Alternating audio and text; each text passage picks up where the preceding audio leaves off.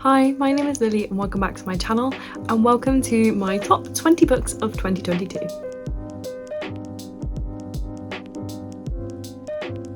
So these are ranked, but I will say this ranking changes day to day. Like I might come and look at it tomorrow and be like, oh, why did I put them in that order? So take it with a pinch of salt. I would say sort of the portion of 5 where they are, so the 20 to the 15th, 15th to the 10th, that kind of stuff is pretty solid. Like the top 5 are pretty solid, but yeah, don't take it too personally if I happen to put one above the other. So let's get started immediately. My 20th book of the year, 20th ranked, I couldn't be bothered to get off the shelf because it's too high up and I'm short, but it is House of Sky and Breath by Sarah J Maas.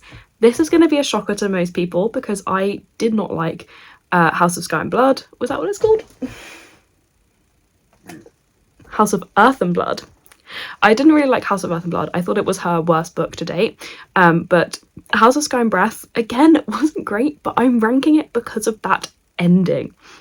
No spoilers here. This is going to be entirely a spoiler-free ranking. But the ending of House of Sky and Breath, just... I can't even tell you why, because it would be a spoiler why I love it so much. But that ending just... that gets it on the rankings. So yeah. That's pretty much it. If you don't know, House of Sky and Breath is the sequel to House of Earth and Blood. It's part of the Crescent City series. I think it's going to be a trilogy, but I might be wrong there. So this is a Sarah J Maas series, and it is about a young woman named Bryce Quinlan. In the first book, she's living with her best friend Danica, who is a werewolf, and at the beginning of the book, Danica and her entire pack get torn to shreds and killed. Bryce then kind of carries on with her life and is trying to ignore sort of what happened, is now working in like she's working in an art dealership, kind of like a antiques dealership, and she is then approached because the thing that killed Danica and her friends seems to be resurfacing and killing people again. So she starts to join the investigation to try and find out what that is and how to stop it. And this series follows that. I won't tell you what the second book is about, but that is the premise of the first book. But yeah, this one got in at number 20 for me, which was very impressive because I think the first book actually ends up in my worst books of 2021, but here we go. Things can change. This is why I often give authors 2 books. In at number 19 is Take a Hint, Dani Brown by Talia Hibbert. This is a adult contemporary romance. This is the second book in the Brown Sisters trilogy, but you can read them out of order if you so wish. I didn't affect anything. So this is about Dani Brown, who is the middle sister in the Brown Sisters trio. She is an academic and is really dedicated to her job, and because of that she's found it really difficult to build a relationship with anybody. She has an unlikely friendship with the security guard of one of the libraries, Zafir, who is known to be very grumpy, and one day he saves her from what he thinks is a burning building and the video of it goes viral.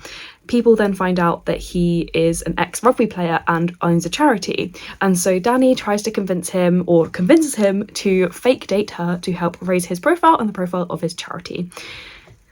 It's really good. It's so funny, it's so cute, and I loved how supportive they were of each other. And you have I think there's some chronic illness rep in here, and then you have some anxiety rep with Sophia, and I think it is just a really well nuanced and well written book.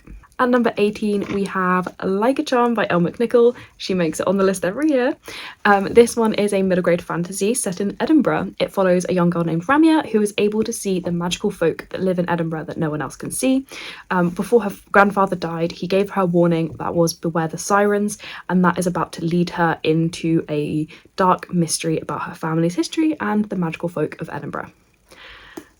This is such a good book. This is Elle McNichol's first fantasy that's been published, and she did amazing. Again, it has great autism rep, it has dyspraxia rep. It is so good.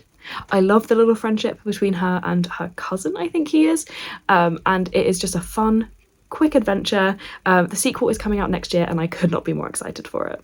In at number 17, we have a graphic novel, which is Orcs in Space. Now, this one actually has a low rating-ish on Goodreads, but I really loved it. It's a silly book. It is about some orcs that live on a planet, and one day some bureaucrats arrive on this planet for some reason, and the orcs sort of take over and steal their ship. So then our 3 little orcs are sailing around or flying around in this ship, going from place to place and causing a ruckus. And it's just kind of a fun, silly adventure story, and I really enjoyed it.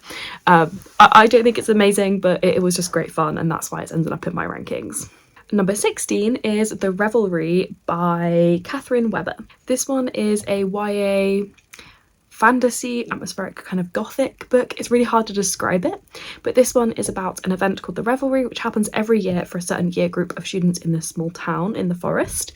And two best friends decide to sneak into a revelry that isn't theirs, and they end up tied together by a curse, where if one succeeds, the other must fail. The one that is failing is desperate to break this curse, but the one that is succeeding doesn't want to because her life is improving, and it is about this journey they go on together, and it's very atmospheric. Not a lot happens, but a lot happens at the same time. So it's one that you really have to read to appreciate it. It's really hard to sell without spoilers, but the atmosphere was incredible. I couldn't put this down. I was totally surprised and blown away by it. Number 15 is Rebel Skies by Anne C. Lin. This one is a YA fantasy that leans to the younger age and sort of is a bridging between YA and middle grade. This is about a young girl who has some paper magic, but paper magic in this world is kind of frowned upon and she's been told to hide it. And then one day the place that she is living is attacked and she is rescued by a man who says that if he comes with her, he can teach her how to wield her paper magic. And so she goes on his ship and he is using his paper magic to hunt down the wild paper animals and help to kill them so that they can take the cause to the royal family so they can stop attacking people. And so that's where she ends up. And while she's there, she wants to try and learn to improve her powers so that she can impress the princess and get them to save her best friend. It's really good. It's such a unique fantasy. It's part of a series, but the first book is the only one out so far, but I loved it. I highly recommend it. Number 14 is Terms and Conditions by Lauren Asher. This is the second book in the Dreamland Billionaires romance trilogy, but again, you can read it separately if you wish. This one follows the oldest brother, Declan, who wants to get his inheritance from his grandfather, but to get it, he has to marry and have a baby. So his assistant agrees to enter into a fake marriage with him and have a baby with him so that he can get his inheritance. It's a real Marmite one I've seen online, but I loved it. So this one, while it is technically a boss-employee romance, their dynamic is very different, and there's sort of an element of friends and enemies to lovers, but I just love seeing how our main character Declan, he accommodates our female main character's dyslexia and all that kind of stuff, and it's just a really sweet one, but you have to be into the Grumpy Sunshine trope for this because Declan is very grumpy, and I think her name is Iris? Yes, Iris is not. So it's one of my faves, and I actually preferred it to the first Dreamland Billionaires book, but yeah, I love it, and I really love that the author tries to incorporate disability into the books as seamlessly as she does. I think she does really, really well doing it without making it about the disability and doing it very respectfully. Number 13 is Wind, Flight of the Prince, I think it's called. I don't have a physical copy of the first one, I do have a physical copy of the second one, and I'm combining them into two for this ranking because I read them back to back when I got the second one and I loved them both. This one is a really cool fantasy world where you have these humans that live in a walled city, but in the city we have Wind, who is our main character, and he is secretly part of the like fairy race, and he has to hide that to save his own life. And one day the woman that has been looking after him is trying to sneak him out of the city, and he gets snuck out with his friend and the prince. And it's about them trying to go on this journey to get to one of the other realms so that they can try and meet their different goals. So you have him trying to escape, the prince trying to sort of change the world so that the fairies will be accepted, and it's just a really creative world. The art style is really cool. I think they have vampires in this book and they're really cool design. It's a really different design. Yeah, I just get swept up into the story every single time. Number 12 is Everything for You by Chloe Leese. This is the next book in the Bergman Brothers series, and it follows Oliver. In this one, Oliver is a professional football player in LA, I think, and he is going to become co-captain with the newest recruit for the team, who is a football player from England who is like retired in England and is too old to play there and has now come to America. And this guy is very, very grumpy and does not want to be co-captains. The problem is they're both secretly pining after each other, and so there's this really strong enemies to lovers plot line going on, and they have to kind of learn to work together both privately because they are neighbours, but also at work. And I just loved it. It was really fun. It was really sweet. It's not my favourite because I don't love enemies to lovers, but this is her first queer one in the series, and that was really good. And I enjoyed it. I thought it was a fun time. If you don't like things like prank wars, enemies to lovers, you're not going to like this book, but I really enjoyed it. I love the tension, I love the silliness, and I thought the romance was really realistically done. Now, number 11, I really debated putting this one in here, but I've read it like 3 times this year already because I just love the story, so it's going in, and that is Sugar Daddies by Jade West. So this one is a adult romance. It is a contemporary romance. This is about 2 men who are in a relationship with each other, who are looking for a third to join their relationship. They're looking for a woman. And they've had many failed relationships with other women, but they're desperate to find the perfect woman to stay with them long term. And then you have the female main character who decides to go along with this because she could do with the money of the sugar daddy relationship. Because she wants to buy the stables that her horse lives in. But it's more complicated than it sounds, and it has a lot of really good plot. Like when I saw this book, at first I thought it was just going to be erotica, but then one of my friends was saying to me like, it looks like it is, but it's not. Like there are a lot of sex scenes in this book, like it's part of the book, but there's also really strong plot around the dynamics of having 3 people in a relationship and how that works. And also around self-worth, because the female main character's dad is very absent and that's really affected her, about workplace relationships and about what it means to prove yourself, and basically like don't spite things yourself just to hurt someone else, about family relationships.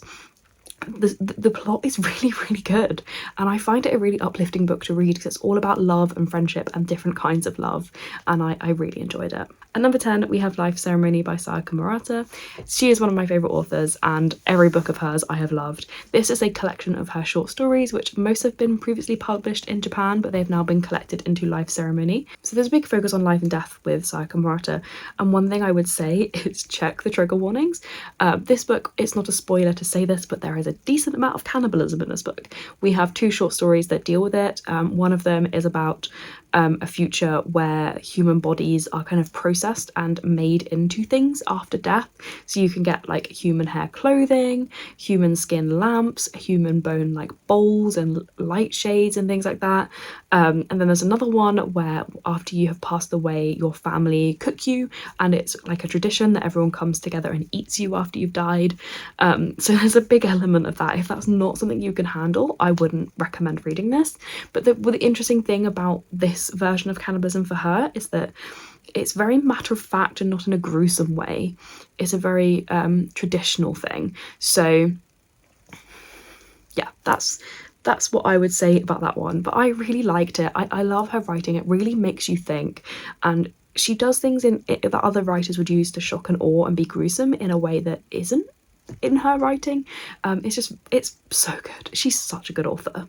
Then at number 9, it's Front Desk by Kelly Yang. This is a middle grade contemporary. It's about a young girl whose parents are immigrants from China and she immigrated with them.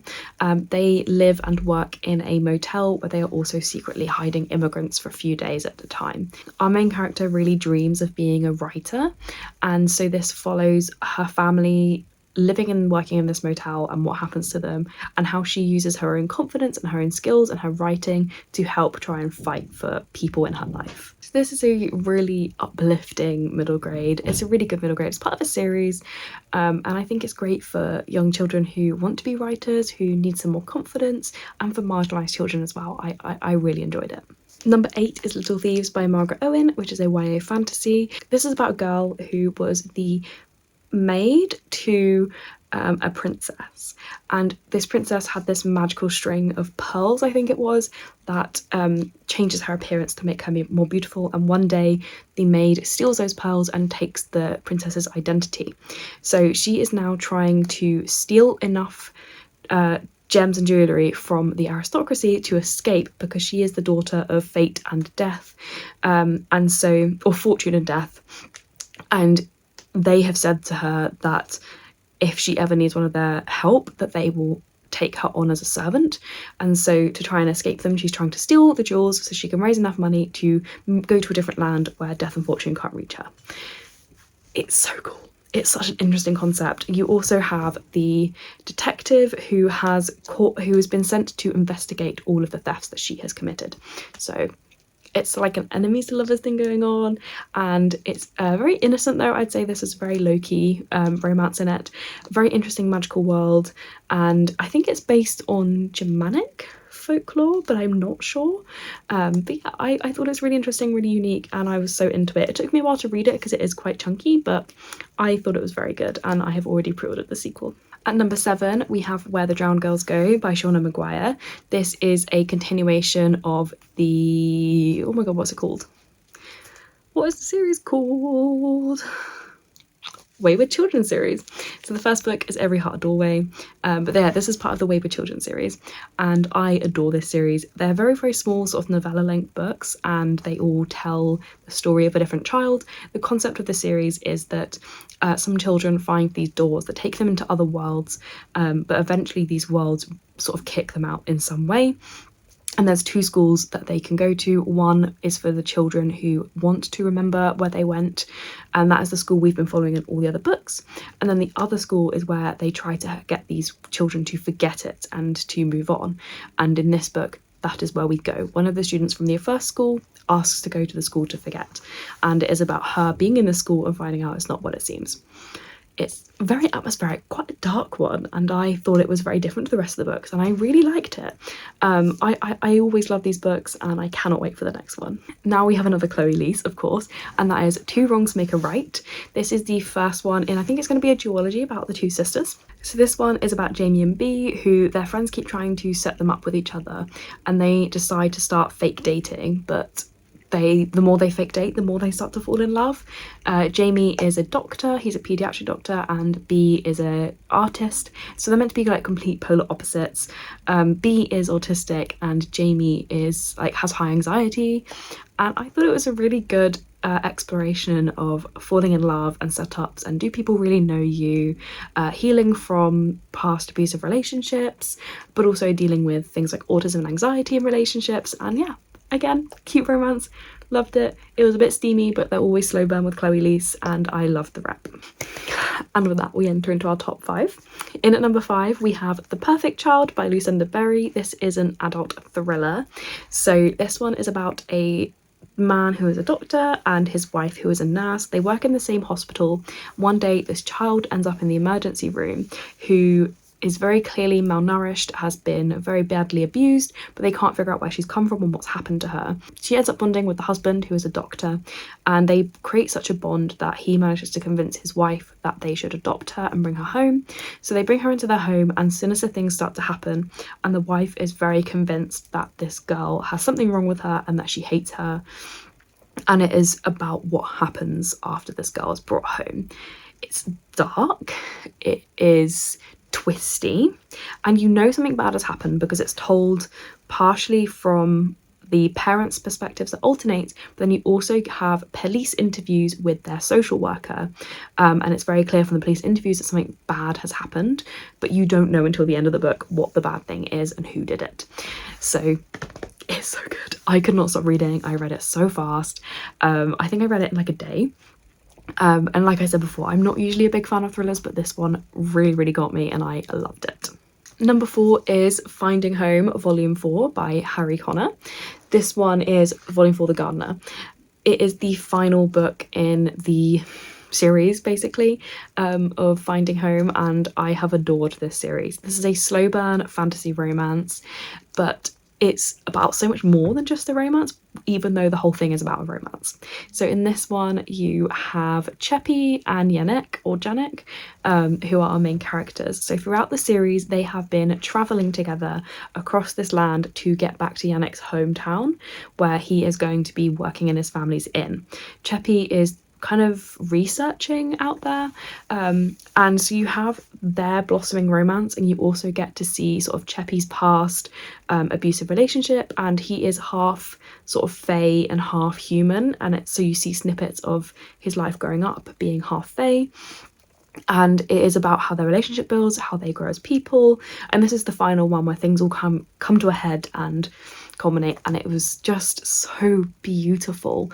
This cover, see how intricately drawn this is? That is every page is like this, and I love the characters. By this point in the series you really fall in love with them, and the ending was so beautiful, the whole book was just so beautiful.